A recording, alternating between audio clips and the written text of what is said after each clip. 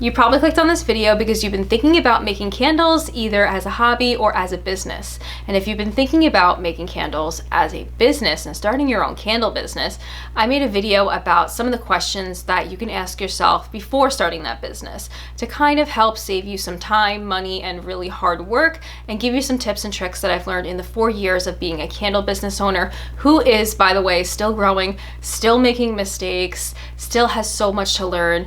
But I wanted to share some of the things that I've learned along the way with you. So if you want to check that video out, you can do that before jumping into this one, or we can hop right in right now.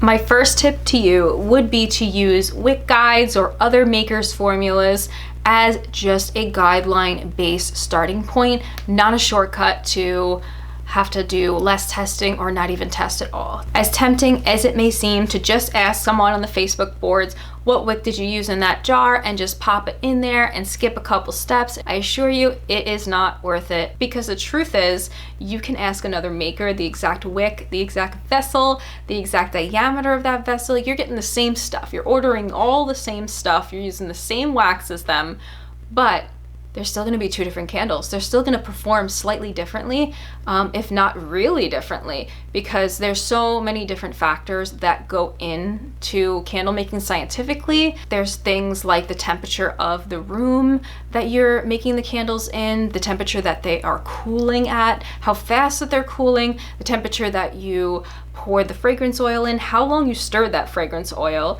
and how the temperature is as you are pouring the actual candle into the vessel. So all of those things make each candle different, even if you use the same exact ingredients. So that's why it's so important to test in your own environment with your own combinations and your own practice.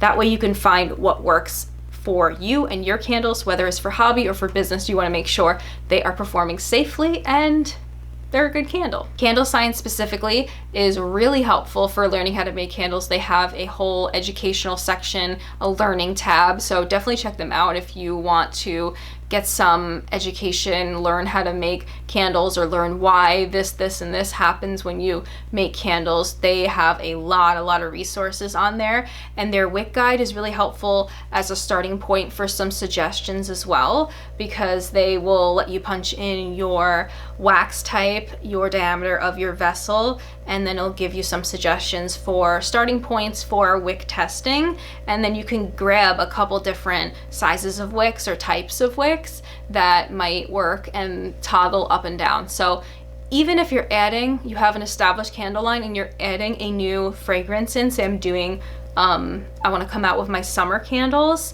then I have like 6 new scents I want to add. Every single scent needs to be tested, because some scents or some fragrance oils in your scents that will become your scents, the fragrance oils differ in like strength and they have different densities, so you might want to toggle up and down. That's just something to note, that every single fragrance oil is different and may or may not require a different wick size, all depending on the density and the concentration of the oil. So as you can imagine, you may make a lot of candles that are duds at first. I mean, I made some and they just tunneled right down, and that's how I knew like the wick size is way too small for this jar.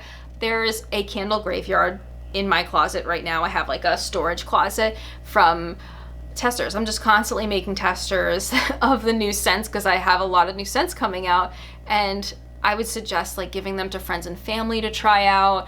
I can't burn them all, even like after the first couple burns of a new scent, until I realize that it's working. I'm like, what do I do with the rest? You know, like I have so much to go through. So if you have like friends and family that like candles, you could just give away your testers, tell them to give you back the jars so you can clean them out and reuse them for future testers to save yourself on money. Along with keeping in mind that each fragrance oil is different and may need a different wick in your vessels, I would also advise you to start on the lower end of fragrance oil percentages in your wax. So if you don't know what I'm talking about when I'm saying fragrance oil percentages or maximum fragrance load and all these crazy terms, I would definitely love to make a video on like the basics basics of the candle making language and the basics of how to just make a candle, let me know if you want to see that in the comments below. I'm just kind of jumping around at different topics because I'm noticing that a lot of my subscribers are just curious, or someone that already has an established candle brand and they may want to see more like intermediate to advanced candle making business tips.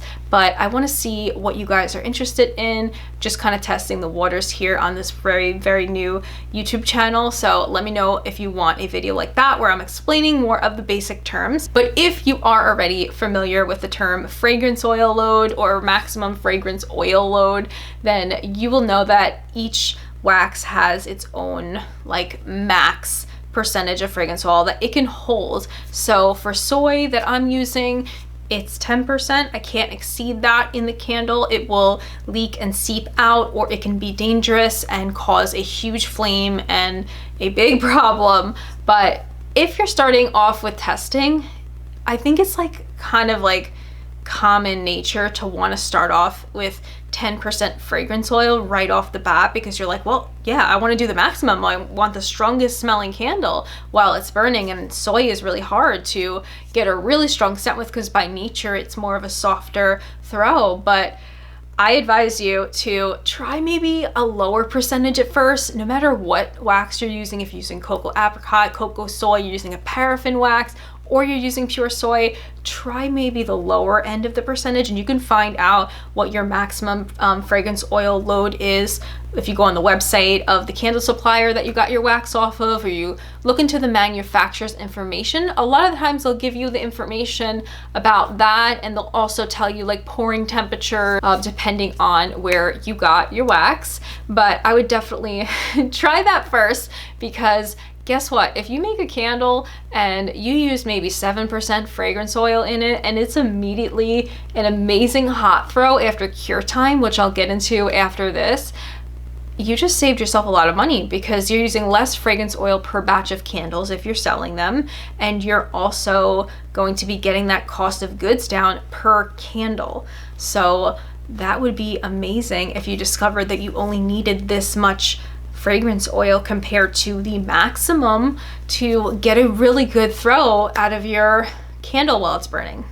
Unfortunately, I have to actually keep mine pretty high in my wax, and that's something that over time, if you want to cut some costs down, you can experiment with different waxes. I really love the pure natural soy wax, so I am sticking with it, and I found that I only really need to toggle down like a number in percentages for some of those like almost give you a headache, way too strong, overpowering fragrance oils, and most of them keep pretty high, and then some of them take down a notch if you just need a little bit like less. It's a little crazy, or it's a little too heavy for the wax. Along with wick testing for the fragrance oil and knowing the percentage that you're using for your wax of choice, it's also important to wick test the jar. And now you can wick test without fragrance oil if you don't feel like, you know, putting that cost into this testing. And it's a great idea actually to just kind of start off with finding the right wick for the vessel size without fragrance oil, and then seeing how it performs with fragrance oil,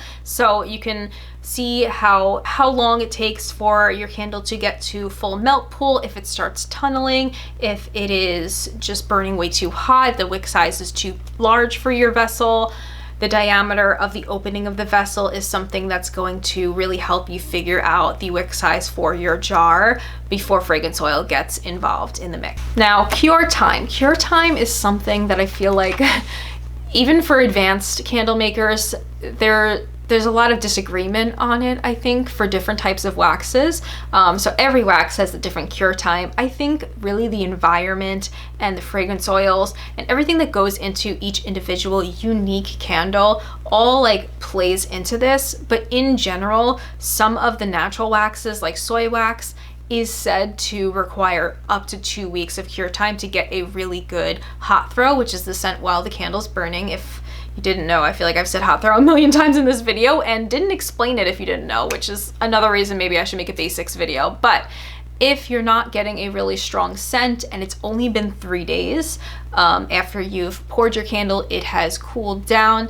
And by the way, you should always wait at least 24 hours before trying to burn a candle, even if it is like with no fragrance oil. Make sure it is fully like cooled and solidified before you try to do a burn test, even if you're just wick testing for the size of the jar with no fragrance oil. But if you are trying to see how your hot throw is, how the candle performs, and see if it smells up a room, and it's only been 3 days and you're using, say, pure soy wax like I am, you might need to wait a little bit more time for the candle to cure so the wax and the fragrance oil can kind of mingle in that jar together and work properly. Now, I used to wait the full 2 weeks for every single scent, but I've noticed that some scents literally will give me an amazing hot throw after 2 days, and it is a miracle when that happens. But in general, I feel like at least 5 days for soy wax, but I would not get discouraged if you are not smelling something after 5 days, because it can need that full 2 weeks to cure, and some of the other waxes also need those full 2 weeks to cure. And it's a really good kind of safe option. I wait before launching my candles after 2 weeks. I don't send any out until it's hitting that 2 week kind of point or really close to it, so that in the mail they'll just get those extra couple days and they will definitely be fully cured, ready to go. And as always, keep in mind the vessel size and the diameter of the opening of your vessel really should be coordinated with the size of the room that the candle is burning in. And some of these small candles can give a really, really good hot throw, even with high ceilings. I've had customers say I have really high ceilings and the candle filled the whole first floor. If you're expecting your candle to fill up so much space, and it's in general kind of a smaller sized candle with a smaller opening and a single wick, don't get discouraged when it doesn't, because it's made for a smaller to medium sized room. So just keep that in mind. Don't get discouraged, and definitely switch it around to different rooms of the house as you're testing your candle to get an idea of how the throw is in a bigger sized room, in a small bathroom. And keep in mind that drafts can really come into play. Trimming the wick too short can come into play. So be wary, make some notes. That's actually a really good tip is that I can give you, is take notes for testing so you can look back at them and see how different elements can change the hot throw or the performance of the candle. As far as drafts go, if you have it next to an open window or a fan that's going, obviously it can blow the flame to one side and it's burning unevenly then. These are all things to keep in mind as you are testing. I feel like I'm jumping around a little bit and I'm sorry if I'm confusing you, but I hope this is still helpful. The last tip that I will leave you with is to do a power burn. So a power burn would be to burn your candle in the most like neglectful way, without being neglectful and walking away and setting your house on fire. Don't do that. So burn it as if you're a customer, which most customers or most people I feel like who aren't candle makers, they don't ever trim the wick. Burn your candle for longer than 3 hours at a time. Burn your candle without trimming the wick in between each burn, or without even stopping to trim that wick. So light it on a day where you have nothing going on, and keep it at your desk. Say you're editing product photos, you're working on your website, you're cleaning the house. Bring the candle with you all day long and keep it burning. And I know it can be like heartbreaking to burn a candle like that. It's burning up so fast, the flame is getting maybe big, but it's something that's really important to know as the person who is creating this product and sending it out to so many people's homes, to know that even if it is burnt against all of your safety and candle care instructions to the customer, then it's still not going to be a huge hazard for them. Of course, you can't control if someone falls asleep while burning a candle or is super neglectful, but you want to do a power burn to make sure your glass can withstand the larger flame that might happen if they are not trimming the wick, the flickering, and all of that. So I definitely would recommend doing a power burn. It will be more peace of mind for you as a candle maker. And then you can even adjust if needed. If say maybe it's burning like really hot once you get towards the middle and the bottom of the candle, and obviously naturally that happens when you don't trim the wick, which is why it's so important. But if you think you can get away with wicking down a little bit for that extra safety factor, and you're not going to compromise the hot throw, or you're still going to get that first melt pool on that first burn, the full melt pool, and or the second burn, and make sure that it's not tunneling, then it might be something that you can adjust. So there's so much that you can get from power burning, and I would definitely do that, especially for like a new type of vessel as well. So that is everything I have to share with you today. I hope that these tips can help you in your journey of either making candles as hobbies and gifts for people or yourself, or starting a candle business. So let me know in the comments what kind of videos you want to see in the future. Subscribe to this channel, give this video a thumbs up to support it, and I'll see you in my next one.